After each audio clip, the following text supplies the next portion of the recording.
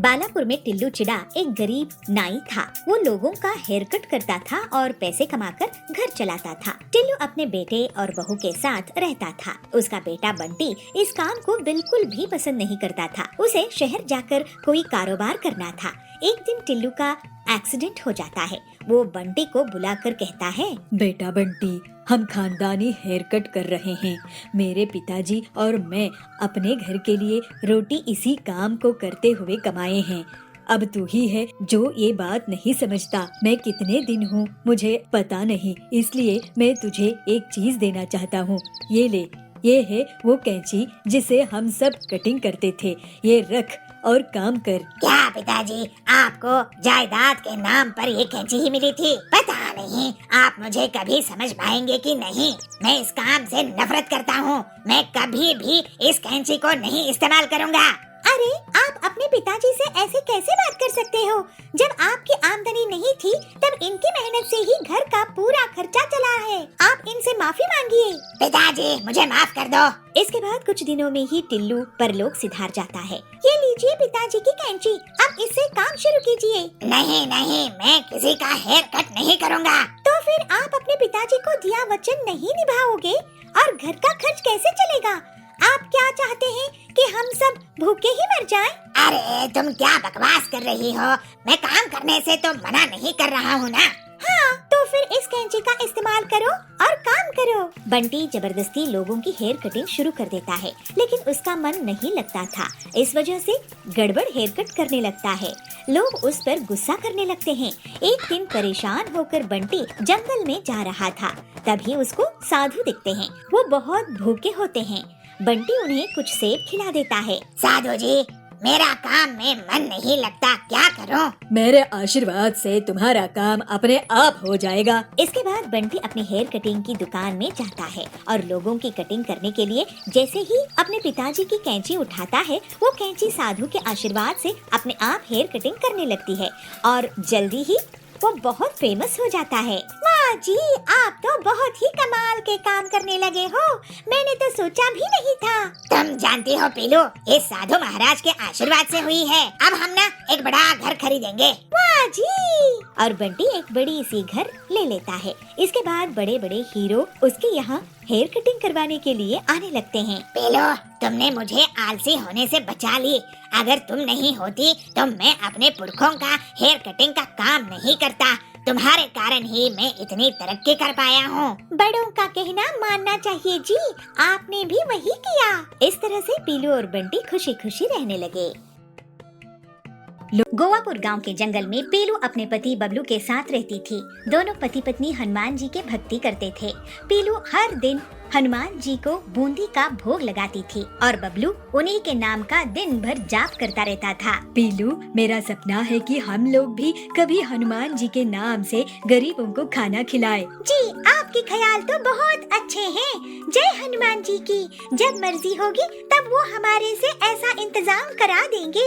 हमें तो बस उनका नाम जपते रहना है जिससे ऐसा दिन जल्दी आए। बबलू लकड़ी के फर्नीचर बनाता था और छोटे मोटे रिपेयरिंग का काम भी करता था। पीलू घर संभालती थी।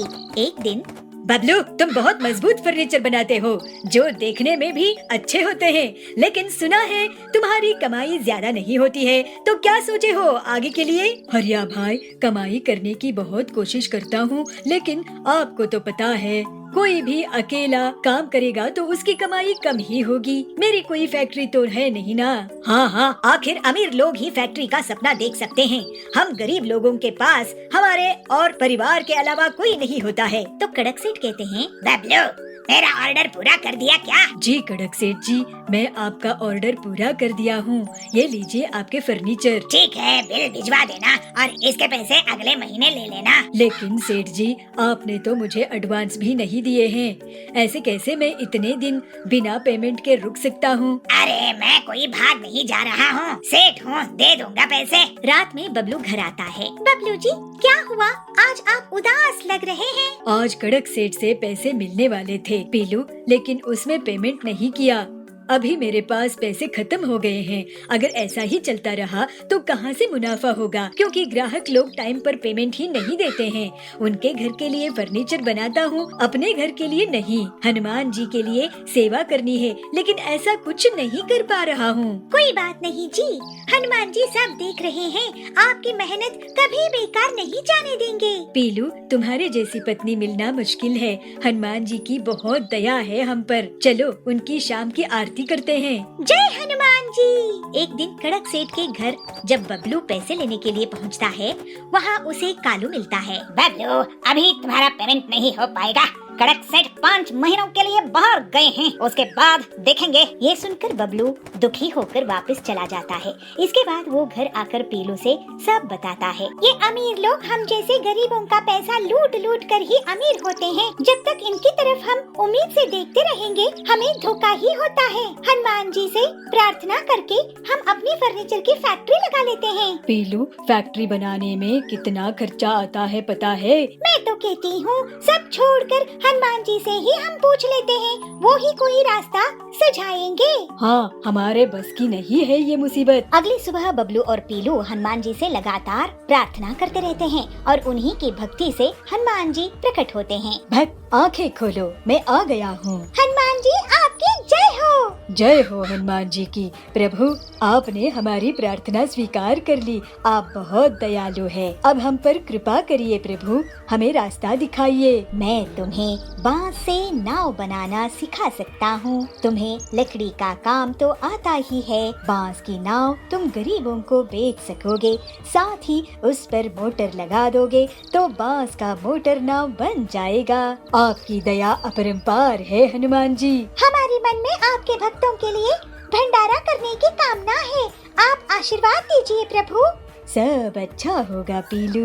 फिर हनुमान जी बबलू को जंगल भेजकर बांस बनवा लेते हैं। बबलू बांस काट कर लाता है और हनुमान जी के कहे अनुसार उन बांस को आकार देने लगता है। फिर वो और पीलू अलग अलग साइज के टुकड़ों को जोड़ते हैं और जल्द ही एक बांस का नाव तैयार कर लेते हैं। हनुमान जी, आपकी दया से ये बांस की नाव बनकर तैयार हो गई है।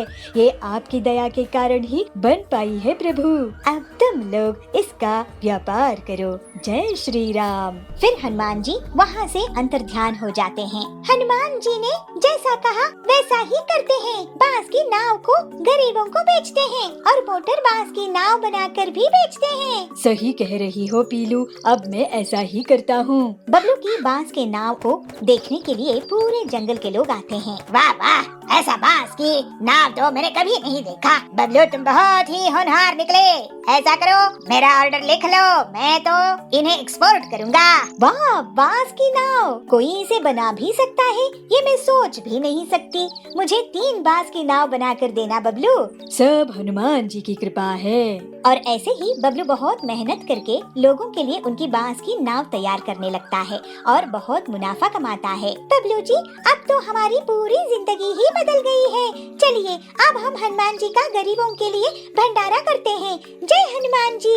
हाँ पीलू, अब देरी नहीं करते। जय हनुमान जी। और फिर इस तरह से बबलू और पीलू अपनी मेहनत से बहुत पैसे कमाने लगते हैं और दोनों हनुमान जी की भक्ति करते हुए खुशी खुशी रहने लगते हैं।